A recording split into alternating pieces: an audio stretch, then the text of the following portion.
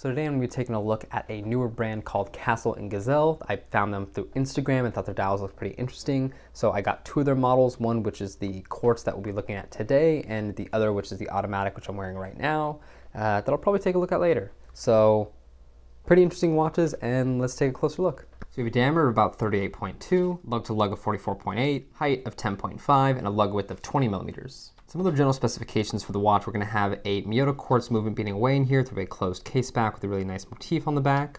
We do have mineral crystal on the front, not sapphire, and it is a little shiny. I don't think they mentioned whether or not they use an AR coating.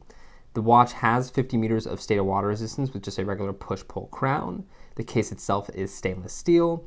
And last, the watch retails directly from Castle and Gazelle for $95. So starting off with the dial, and I think this is probably the most interesting part about the watch, the pattern itself is inspired by tiles you would typically see at Islamic mosques, and I believe this one is taking inspiration from one in Morocco.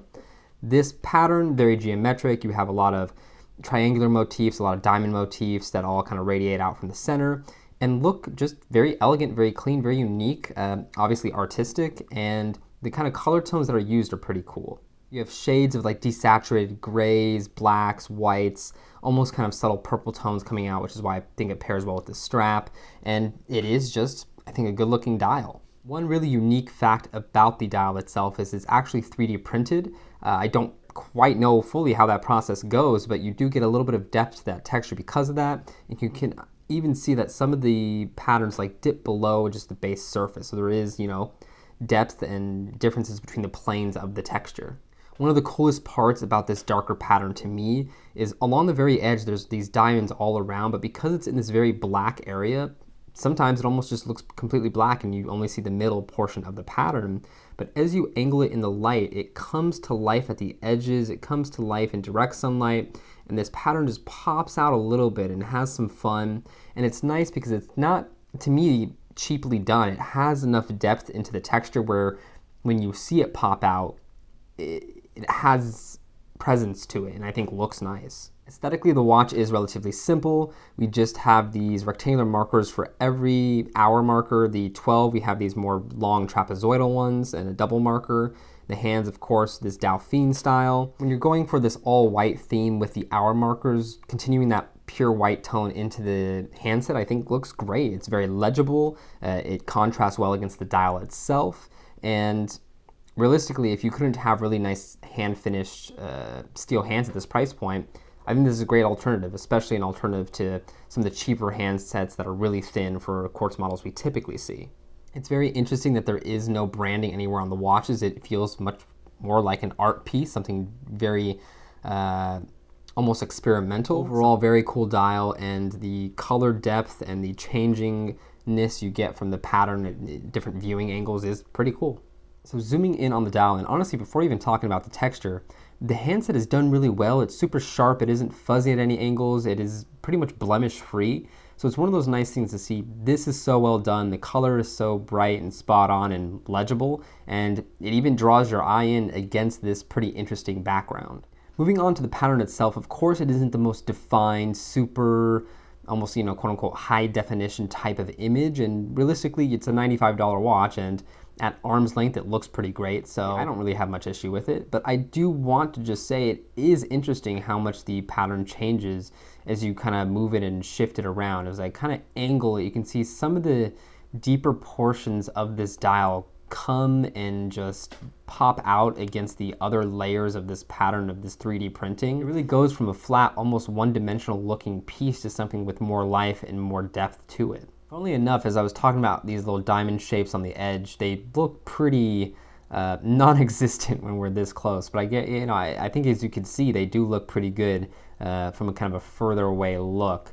They do look kind of almost non-existent here, but that's okay. They are done well. They're done interestingly enough, and I think it's also just kind of a testament to how subtle a pattern can be on the dial, but still have some presence and still have some impact in the design. The markers themselves done equally as well as the handset is, pure white in tone, a nice little bulbousness about it so it isn't just flat and boring. It has a little bit of depth built up to it. So overall, I do think it's a really well done dial, super interesting to look at and reasonably well done. I mean, there really isn't any QC issue that I notice. As soon as I say that, I see a little tiny tip there on the back end of the hour hand, and then kind of there towards the middle of the seconds hand. Really not major issues at all. It's something you don't see from wrist view, and realistically, it still is pretty well QC'd overall. Taking a look at the dial outside, it still looks great. You get a little bit of a deeper black tone to the dial itself too, which is nice. At really off angles, you get that tiny little diamond pattern on the edges to pop out a little bit more. In pure direct sunlight, you get that as well. I just don't have any today. And the watch, I think, just looks great. Again, you get a deep inky black texture. The 3D printing really pops against that black background. The only thing I will say is at some angles, there is just a ton of reflection. The whole crystal goes white. So I don't know what kind of anti-reflection they used, but could use a little more. Moving on to the case of this watch, and while I think it's simple overall, it's still very nicely done, and it has kind of some aspects of it I wouldn't expect to see at this price point for this level of watch. We have mainly high polish, I would say. We do have brushing on the lugs here that are done vertically, but then we're gonna have a very high polished bezel, polish on the sides, and then polish on the case back with this little lasered motif back here. One thing that really draws my eye in about the case shape and what makes it, in my opinion, feel very premium is this concave bezel here. Something that you don't really see in more affordable watches, and you're typically spending a good couple $100, if not closer to $1,000 before you kind of see details and aspects like that included. It gives a much more rounded nature to the watch. It kind of draws your eye in better. It plays with the light a little bit more, and realistically probably just harder to do. So it's nice to see that all that comes in at this $95 price. The watch itself is not too thick by any means. Of course, it's a quartz watch, but yeah, still not thick by any means. Wears really well. Has a little bit of curvature to the lugs as well, so wears even better than you would expect it to. Has a very simple traditional round circular case that's very bulbous on the sides, kind of lugs that jut out, and it's almost like the idea of, you know, if you just draw up the image of a watch in your mind, this is kind of what a watch case looks like, and that's not bad. It's done well. Case back printing is done well too, and really no other text on the back. So moving on to how this watch wears, earlier I was wearing this swatch skin, which I really do like this series. Here we have the watch sitting on my 6.5-inch wrist. And to note, of course, this is not the original strap, but I think it pairs with it pretty perfectly. This is, I believe, about $70 or so from Has No Bounds, so it effectively brings up the watch to about twice the price, but it is almost kind of like the perfected form. You could also try to maybe find a purple rubber strap or something, but I haven't seen that very often. Purple is kind of a more unusual color. But that aside, the watch wears well. It isn't too thick, so it doesn't rise up off the wrist too much. Most of it's rounded, so it doesn't have any sharp edges necessarily. It doesn't pinch or bite or, you know, cut into the wrist in any way.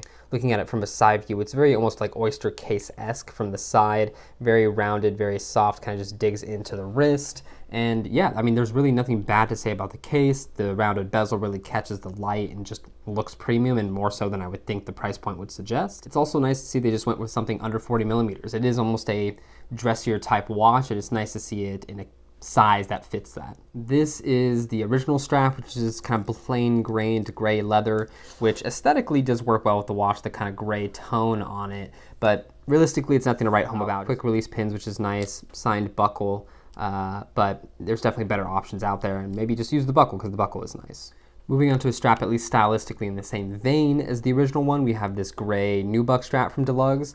I'm 90% sure they still make this, so I'll have it linked down below. Overall, I think it pairs well with the watch, but it's interesting because, you know, pairing it with the gray makes the central pattern feel less gray. It actually isn't that gray, and that's why when I bring the purple next to it, it kind of takes on that color a lot more.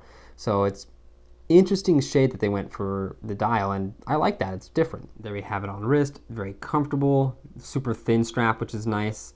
It lets the watch kind of just take center stage a little bit more and not rise up too much against the watch case itself. Adding purple, but in a much more fun way, which takes some attention away from the watch, is this one from Has No Bounds. I forget what they call this. It's like Bizano or something like that, but it has this really iridescent quality to it, which is very interesting. The strap is very alive.